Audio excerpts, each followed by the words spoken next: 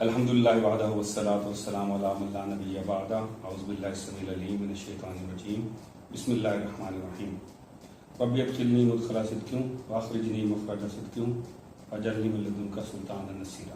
اچھا جی، خیرات پہ پہلے شروع کرتے ہیں۔ ہم پہلے بھی بات کر رہے تھے کہ ایک تو خیرات کا لفظی مطلب تو ہوتا ہے کوئی بھی اچھی چیز، اس طرح خیر ہوتا ہے، اچھی بات بھی ہو سکتی ہے۔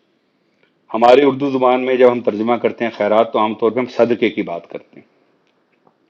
اچھا، پھر صدقے کی ٹیکنیکلی دو قسمیں ہیں۔ ایک جو فرض ہے، جو زکوٰۃ ہے۔ زکوٰۃ کا اس کا مطلب ہوتا ہے کسی چیز کو صاف کر دینا، اس سے پھر تزکیہ نفس بھی نکلا ہے کہ آپ اپنا نفس صاف کر لیں، وہ اللہ نے طے کر دی، اس کا نصاب طے کر دیا کہ آپ اس پہ زکوٰۃ دے دیں۔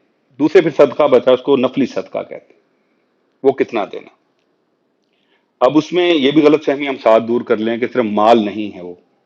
اگین میں اپنی طرف سے نہیں کہہ رہا کہ حدیث پاک کا صلی اللہ علیہ وسلم مفہوم ہے کہ رستے میں سے چلتے ہوئے کوئی کنکر کانٹا پتھر ہٹا دینا، یہ بھی صدقہ ہے، کیونکہ ایک طرح سے اس کا کسی کو فائدہ پہنچے گا۔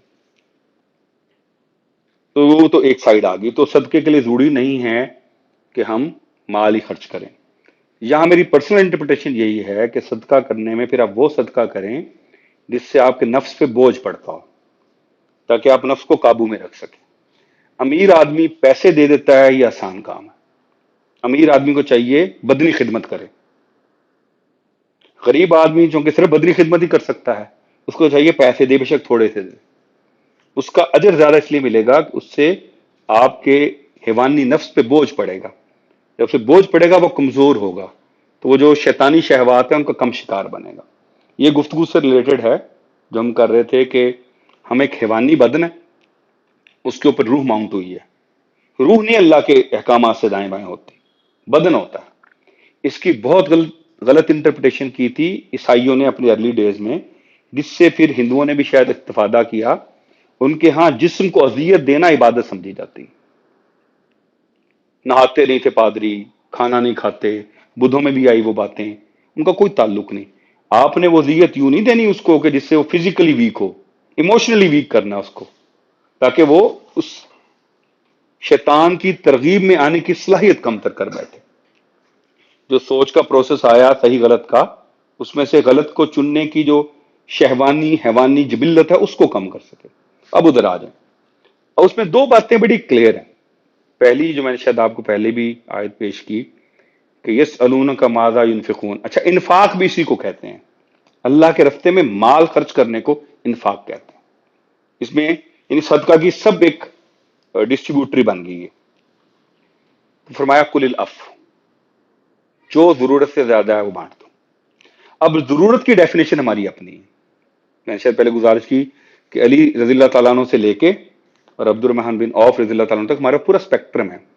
ایک دن کا بھی نہ رکھیں، کپڑے بھی بہت اچھے نہ پہنے، لیکن ادھر اچھے کپڑے بھی پہنے، کوئی مسئلہ نہیں۔ اصول کیا ہے؟ ایک اور حدیث سے ثابت ہوگا یہ،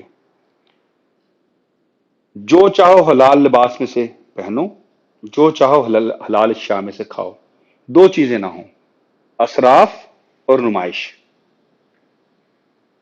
اسراف کیا ہے؟ اچھا، اسراف کے ساتھ ایک اور لفظ اور بھی ہے، تبذیر۔ اسراف ہوتا ہے ناجائز خرچ کرنا۔ مثال کے طور پر شادی کا فنکشن ہے، آپ نے اس پہ ناچ گانے کا بندوبست کر لیا۔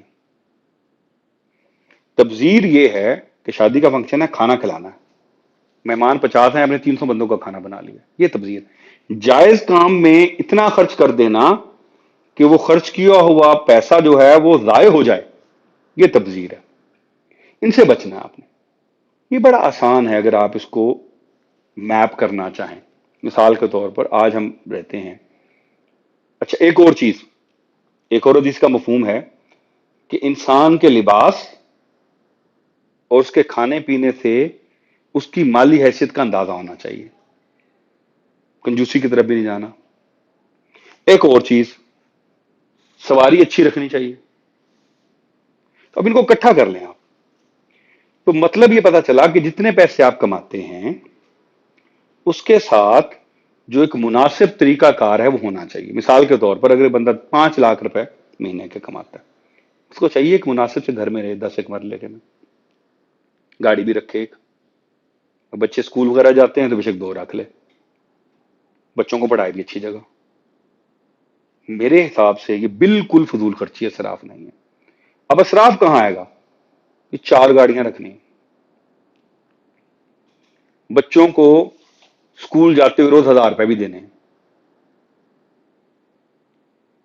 یا بچوں کو اس اسکول میں پڑھانا ہے کہ جس کی خود بھی نہیں پتا وہ پڑھاتے کیا ہیں, پھر کیا کریں؟ اب جب کل الافوا آپ نے بنا لیا, 5 لاکھ روپے آمدن تھی, 2.5 لاکھ روپے تو آپ کا اپنا خرچ ہوگا, کریں جی 2.5 بچ گیا, اس کا کیا کریں؟ بانٹ دیں. کہاں بانٹ دیں یار؟ 2 بچوں کو اور انہیں اسکول میں پڑھا دیں جہاں آپ کے بچے پڑھتے ہیں. اپنے آس پاس دیکھیں, چیریٹی بگنز ایٹ ہوم. اہل بیت کا پہلے حق ہوتا ہے خاندان کا, خاندان کے بچوں کو پڑھا دیں. کوئی کزن, پھپھی کا, چاچے کا بیٹا بیٹی ہے, ان کو ڈھنگ کا کاروبار کروا دیں. یوں خرچنا ہے, اس طرح نہیں کہ وہ کسی ان نون آرگنائزیشن کو افریقہ میں بھیج دیا, وہ بیوقوفی والی بات ہے. اس طرح خرچ. وما علینا الا البلاغ.